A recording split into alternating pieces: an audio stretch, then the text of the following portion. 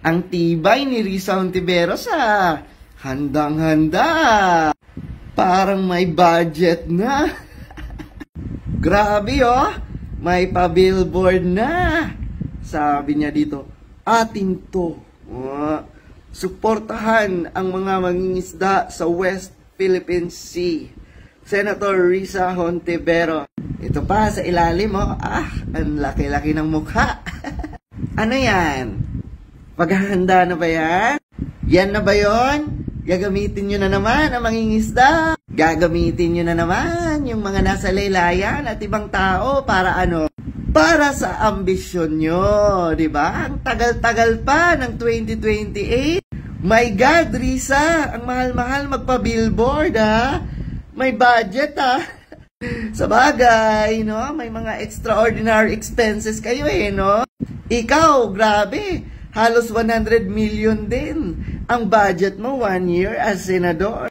Ang laki nun, ha? Pero walang detalyadong informasyon saan nyo yun ginagamit at ano ang programa nyo. Ano yan, no? Bakit kinakalat mo yung mukha mo? Diba? Diba? Sa Metro Manila. Para ipaprogram na naman, no? Sa mga utak ng mga Pilipino na may nagawa ka. Na para ano? Na ikaw ang may concern. Ikaw lang ang totoo. Yes! Ayan na naman kayo sa pabida-bida nyo. Lumang tugtugi na yan, Risa Hontiveros. Hindi nyo maaalis sa tao na dilawan ka. Hindi nyo maaalis sa tao yung ginawa mo sa PhilHealth. Ha? Hindi maaalis ng mga billboard na yan gaano kayo kapalpak dilawan. Nakakaawa kayo, no? Kasi you need to do this, di ba? Para lang maalala ng mga tao, di ba? Para lang mapansin kayo ng mga tao. Ba't di na lang ang gawin nyo yung mag-serve sa Pilipino ng maayos, ng totoo?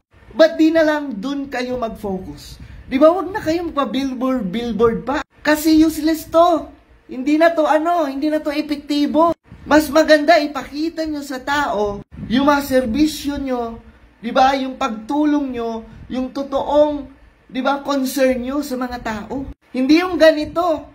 Kung hindi kayo magpapabillboard, magbabatikos kayo at kung ano-ano mga pinagsasasabi. Alam nyo, luma na talaga yung strategy nyo. Sino ba yung campaign manager nyo dyan?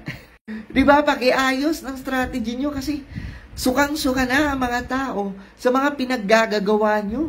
Halatang halata no? Di ba, kasi kung talagang totoo itong, di ba, itong mensahe mo dyan, dapat mas malaki ang mensahe kesa mukha mo. Tingnan mo, ang laki-laki na mukha mo. Tapos yung mensahe, ang liit-liit. Ano yan? Ano to? Diba? Kampanya na tayo.